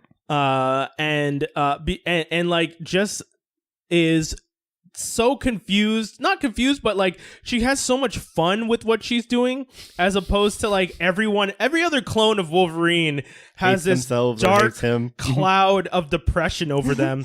And Honey Badger is just like running around with an actual badger, and it's just like, let's kill them all, and like pops her claw, and you're just like, you're crazy, and I love it. Like she's crazy. Her excitement about going into death is one of my favorite things, because she's a child and she should not be. She doesn't understand the ramifications of half the stuff she's going into, but is full tilt ready to do it. It's true. And it's just like, you need help. Like, but it's help. So fun. It's so fun watching. Part of her storyline is that she's slowly dying. Yeah. Yeah, so because she's not like a good factor, or no? No, I don't think she does, though, because at one point in the comic book, I remember reading she does get injured and does heal. I'm trying to remember if they heal her with something or if she heals on her own. Maybe she just has like a disease and that's what's slowly killing her. Oh, well, from what I understand, the cloning process wasn't good. Like because she had deterioration. Yeah, because she has other sisters, and the other sisters all start to die off. Okay. And then what would be your Yeah, because worst? of the nanites like in their system. Yeah. My worst, easy, Spider-Boy. Spider-Boy. Spider-Boy is the Amalgam Comics mix of Spider-Man and Superboy. Oh God. Spider-Man and Superboy. Damn. Horrible character. He sucks in ways that I cannot describe. I'm mixing. If you were gonna mix two characters together, I would have been like, why Superboy with Spider-Man? Like, it just does not work. Everything about him annoys me. He has, and it was the Superboy who was the cocky Superboy. Oh God. So it's a cocky Superboy mixed with a wisecracking Peter Parker. He runs around being like one of the stupidest. Oh, and I have my honorable mention, but my honorable mention is for other worse. Iron Lantern, who was Tony and Hal Jordan blended together. Guys, the Amalgam Comics. Tony and I see. Yeah. Amalgam Comics actually had some like Dark Claw is cool. Dark Claw is Wolverine cool. and Batman. Was cool. That was a cool one. It was, and good. also the name was different. It wasn't Batverine or Wolf or Bats like a Wolverman. It was Dark Claw. It wasn't Batman and Wolverine's names merged together. Whereas Spider-Boy and Iron Lantern, the guys who got put on that project were just like, what's his name? Iron Man? Who are we mixing him with? Green Lantern? Iron Lantern. Done. Next one. Spider-Man? No. Spider-Man. Okay. Superboy? Spider-Boy. Done. Next one. And then the guys who are working on the Batman Wolverine crossover are like, have like stakes out, have a proper setup, and they're just like, gentlemen, let's consider some options. And you can tell those guys actually worked on writing a good story. It's very true. So I know I went a little rant that was impressive. No, that was fair. That was fair. probably needed. I will go for It's my like just about every Iron Man villain is also a doppelganger. Yeah, I was about to say. Crimson and all those guys. I will say my worst. I kind of have like a competing two, but I'll go with the first one. Commander Steel, who I know we say Steel Steal, but I'm gonna say Steel. Yeah, you messed up your joke. Yeah, I fucked that. But up. I got what you're saying. You know what I mean? It's morning, people. It's fucking morning. I'll edit it out. Thank you. I won't. I know. So, anyways, the guy stole Captain America's ish, and that is fucking lame. He's lame. His costume's lame. Everything about him is forgettable. Yeah. And I remember once seeing him on a DC show. I'm like, why is Captain America on here with like opposite colored suits? Yeah. And they're like, this is Captain Steel. I'm like, of his merch, apparently. I don't get this. So fuck that guy. And then one little shout out to someone who I genuinely hate is a mix of Mixoplex and that stupid green alien from the Flintstones. I hate Batmite. Fuck you, Batmite. You're a little piece of shit. Yeah. Hit the curb. That's all I'm gonna say. Yeah, that's that. Yeah.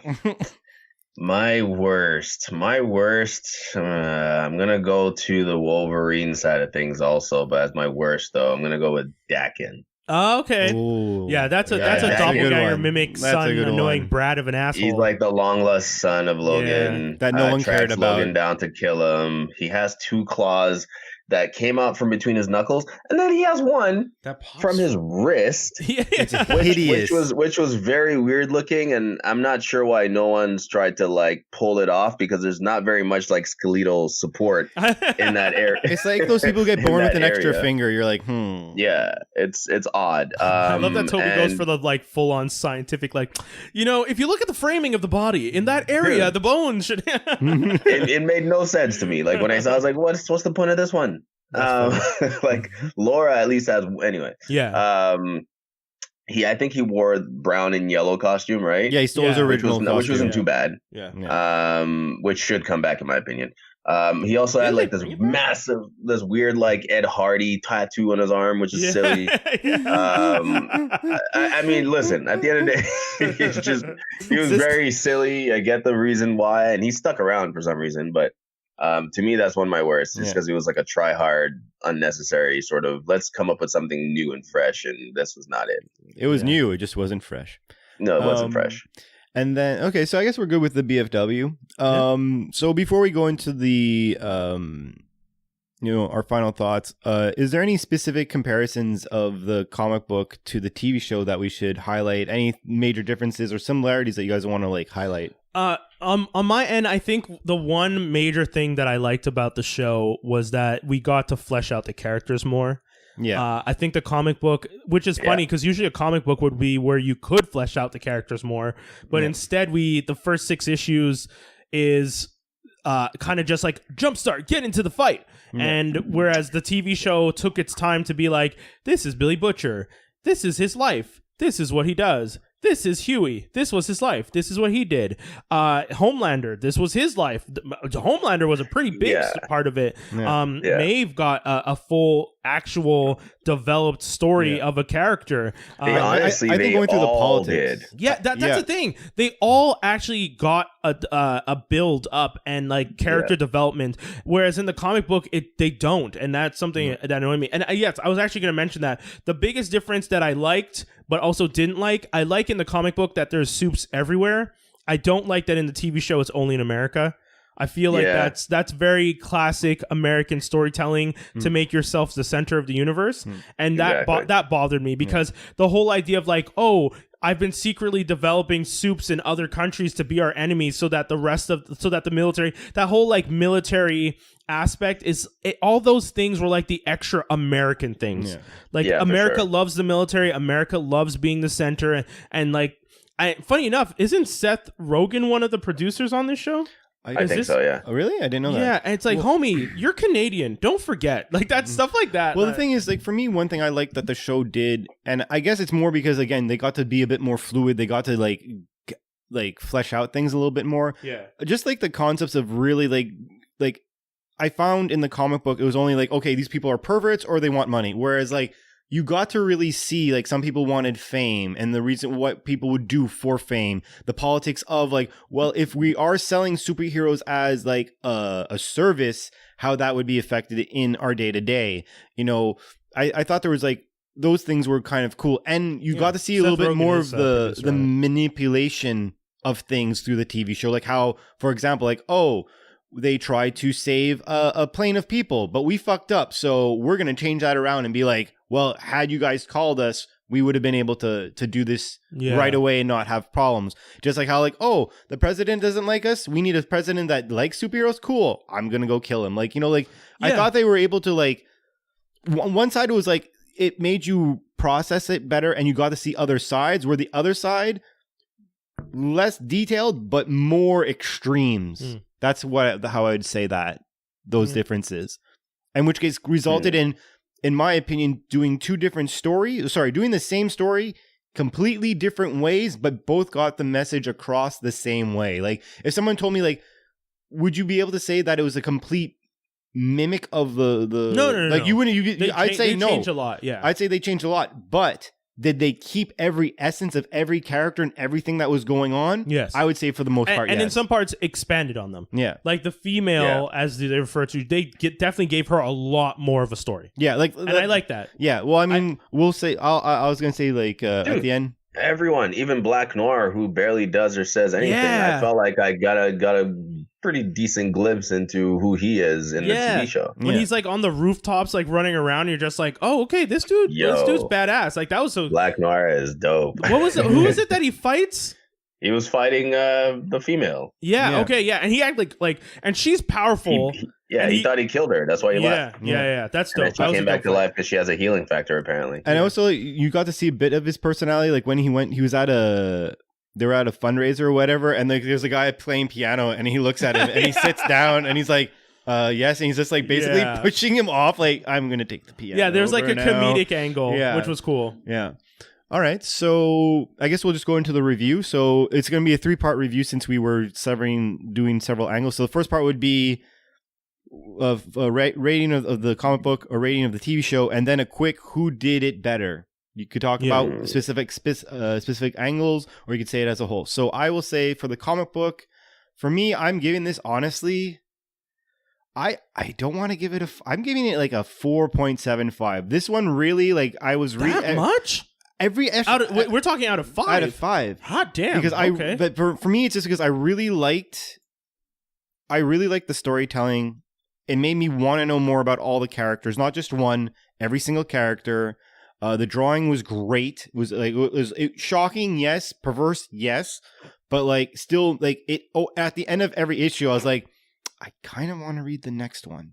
Like every Well, at the end, you got 72 whole issues. To figure it yeah. out. So like I mean, maybe I'll correct 4.5. Okay. 7.5 is really high, but I'm giving it God a damn. solid of 4.5 just because I also didn't expect to be, considering I've done, unlike most people, I watched it I did it in reverse, right? I watched the TV show and then I read the comic book, and I was expecting to just like not care about the comic. Like, yeah, the TV show did such a good job. Yeah. And when I read this, I'm like, it's different, but I somewhere deep down, I really like this. I want to continue. So Interesting. Okay.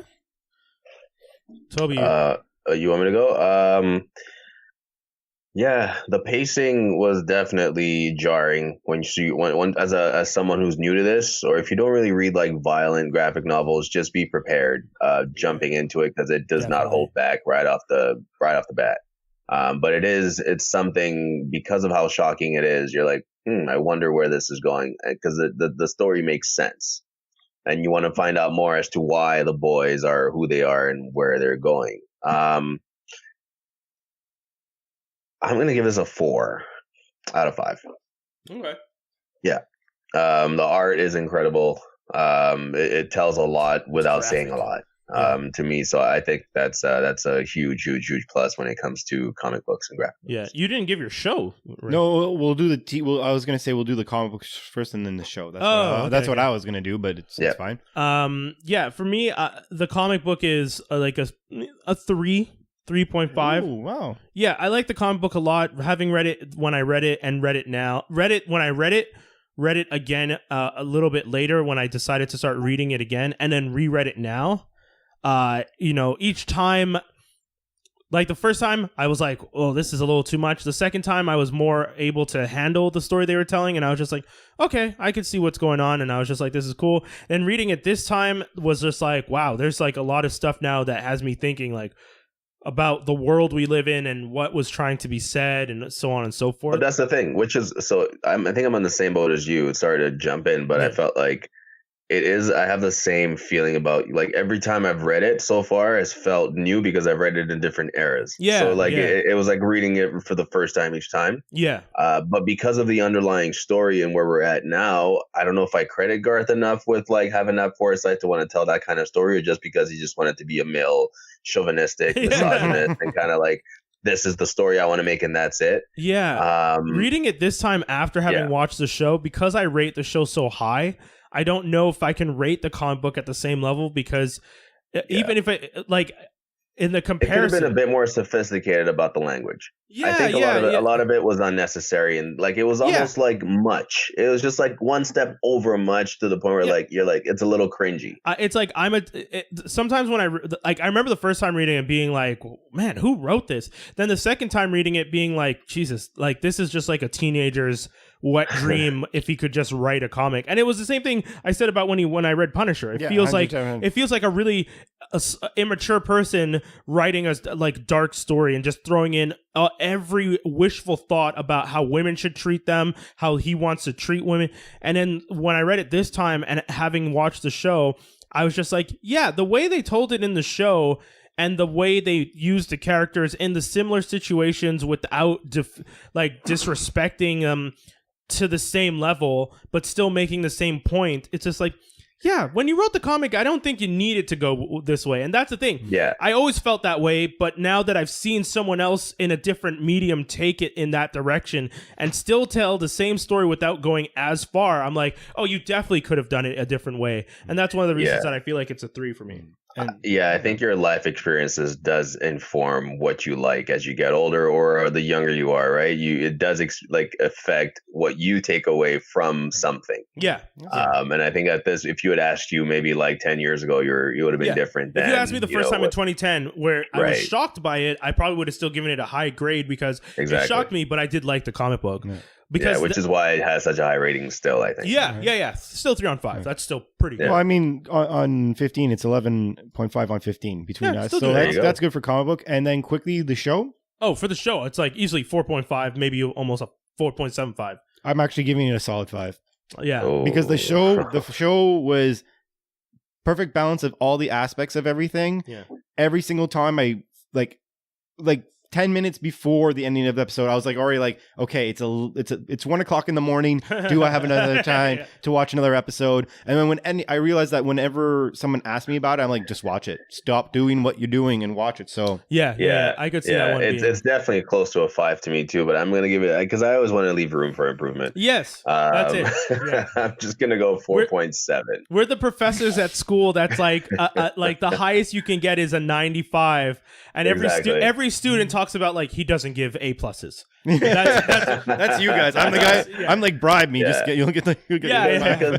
because he knows this is not the most you can be challenged. And then he one wants day you to continue. Yeah. Exactly. And then one day we're gonna see something and be like, my God, it's gonna be like the light of God shining in your face, and you're just like, this was the most perfect thing I've ever seen. And that's exactly. But yes, the show definitely in the pacing, in the revelations or the reveals, I guess revelations matter too. In the sort of more women empowerment, but still like showing the dark side of the business, the mental struggles, the good versus evil struggles within and exterior, like all those things. It balances it all very well. Like from moment to moment, your eyes are glued to the screen. Yeah. So that's why my rating is that high. Yeah. And then, so I mean, that's like almost what, like 13 or something on 15. So yeah, pretty much. We're pretty good. They can do the math. They're listening. Yeah, exactly. So then, in regards to like who did it better, I'll say I'll just do bullet points on my side. I thought the female was better on the show. I thought that Huey in the show was more realistic and more fluid, and like his reaction, his development of like going crazy, specifically the whole You can call him Stewie. Did I meant to say Huey. The whole like Family Guy fan over here. I forget the guy who was the Invisible Man, but how he kills that guy on the show is like absolutely like wow, and that's when you see he's like so dark, falling into like madness. I thought the bathroom scene was a bit better between the girls in a comic book. I preferred the one on the show. I don't know why. Interesting. Because I thought the one on the thing, like it was impactful, but I don't know, something about it for me was like, because she still did the bitchy thing, but she turned around and at least was like, at least fucking clean yourself up. Don't like show like, I guess. But why do you like that better? Does it because you see some kind of humanity, or I feel like I think that's why. I think that's it. I think because the other thing that maybe it's also because like, you know, obviously when we're reading the comic book, the whole time you're like, yo, stop discrediting women so much. And when I saw Maeve, I'm like, so why is this girl here? She's just an alcoholic. Whereas this one, maybe she was an alcoholic, but you at least see there's like a point. Whereas maybe that's just a fault of not reading far enough. I thought how Huey lost his girlfriend was better done on the TV show, but maybe that's because of the visual. That's the one thing, when we talked about it, that was the one thing that bothered me even more. You didn't think that they did a good job? No, it drove me crazy that she's standing in the street. She's standing. She's on the curb. She's standing a foot away from the curb. I get that. But I agree with you that I kind of like the smash into the wall better. Yeah, because and I said this when we reviewed it on the podcast, Geektastic Cypher. But the idea is just like it was at no way her fault whatsoever in the comic book. Whereas in the TV show, I feel like if I'm standing in the street and a bus hits me, that's like, yes, the bus should have been careful, but why am I standing in the street? Yep. In this thing, I don't know why they didn't think to keep that. Going full speed. Like he's a soup. He's going full speed. He runs in the street specifically not to run on sidewalks, and she's standing in the street. Yes, again, a foot away, but because she's standing in the street, gets obliterated, and that bothered me. And the only thing that's like, I was about to call him Stewie too. You got me, bro. the only thing Huey actually like has on the show is the fact that A-Train was sort of not remorseful. Yes, exactly. Because if he was, then she was on the road. Like, okay, but it's the whole like he wasn't remorseful, and they do this, you know. So that's one glaring flaw, which is why I see it doesn't get a perfect 5. That's why we took away the 0.25. That's hilarious. That's awesome. Parts of the comic book that I thought they did blatantly better. The initial meeting of Starlight, because it right away it was not just one; it was everyone was a dick. A-Train being a fucking jackass was better done in the comic. But I like the fact that you actually find out how Butcher found Huey in the comic book. And I thought the concept that they introduced Compound V or Blue as like a tool for them, that I'm like, oh, why didn't the show do this already? Like, that makes perfect sense. The show might. Yeah. I would, yeah. And then... Because it was just getting, like, crazy. This is like now on the TV show at the end, Homelander, everyone's aware. They're going to be looking for them, so they're going to need a way to protect themselves other than being, regular humans. Yeah. And then I also thought the thing where they tied, though, Butcher and Homelander, it's like, it's just different types of fucked up shit that you're seeing, and both of them are just as entertaining, so... Yeah, in the comic book, we don't really get a background on Homelander just yet, whereas on a TV show, we get the full kit and caboodle. We get a ton early on, and it is...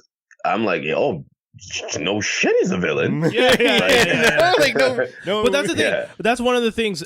If you ask me who did it better, I think the TV show did it better, and I've explained already a few reasons why. But I feel like the TV show took what Ennis wrote and was able to do similar stories and put similar situations without being as degrading towards people, and that's what I liked a little bit better. He can write it that way, but I didn't feel the need for it to be as degrading as it was. And writers have just gotten better these days at writing like good psychology, because we have so much insight into like depression or mental issues now. Yes.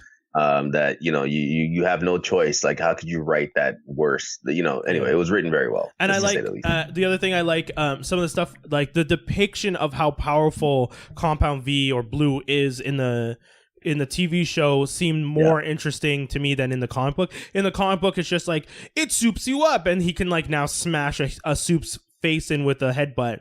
Whereas in the TV show, you see Popclaw like becomes aggressive. She like sexually aggressive. Like she can almost not even control herself when she's on the stuff. It's like, it's a genuine drug. Whereas in the comic book, it wasn't a drug in the sense that they can't control themselves. They could control themselves. They were just hyped.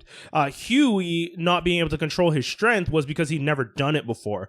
Popclaw not controlling her strength is because she didn't want to. Yeah. It wasn't because she didn't know her own strength. She knew her strength. How she kills that dude. Yeah, but that's the thing, right? She knows her strength. She just doesn't care. She's on the drug, and the drug is making her act more aggressive. Do you think it has a different effect on you if you're already like full on soup and you do feed? It makes you more aggressive, whereas if you're just human doing it, it gives you a little bit of aggression, but probably mostly just a power thing. I think the former. Yeah, I think okay.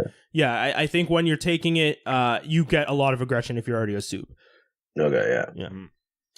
I think that's pretty much the whole dang show. Obviously, TV does it better. That's the way. In this one case, actually, this is one of the few cases where the show or the movie has done it better than the actual source of the.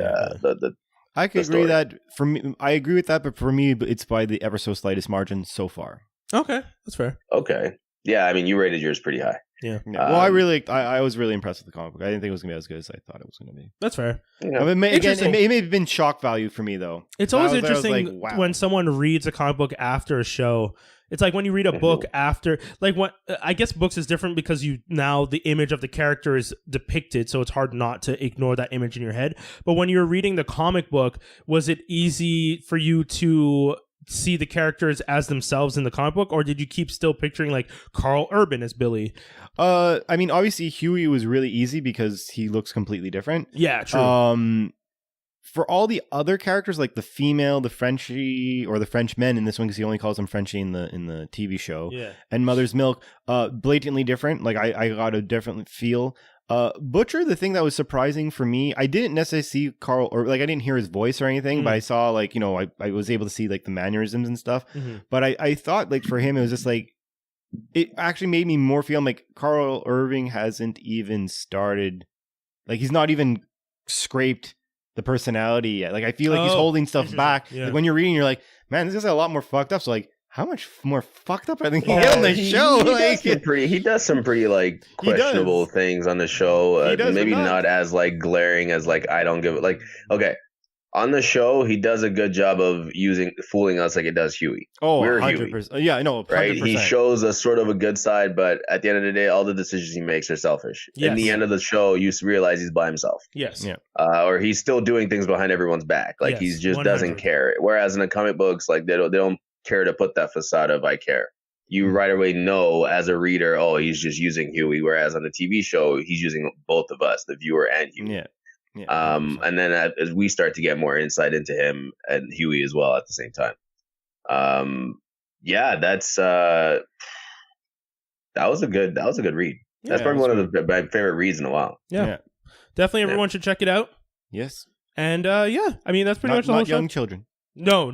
This is definitely a 16 and up type of comic book.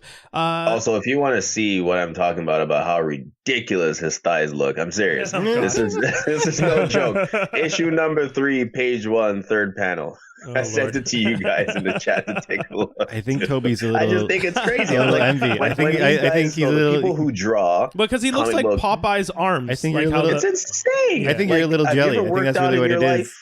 Yes, I have. The people who write comic books, do you know what it looks like to have muscles? Like, come on, just a little bit less. I don't know what this is. I'm just saying. Okay. I think he's jelly. He's green with envy. Honestly, legs are the hardest parts to grow for me. So maybe deep down, I am a little jealous. You're like, motherfucker. No way, that's not possible. You guys are crazy.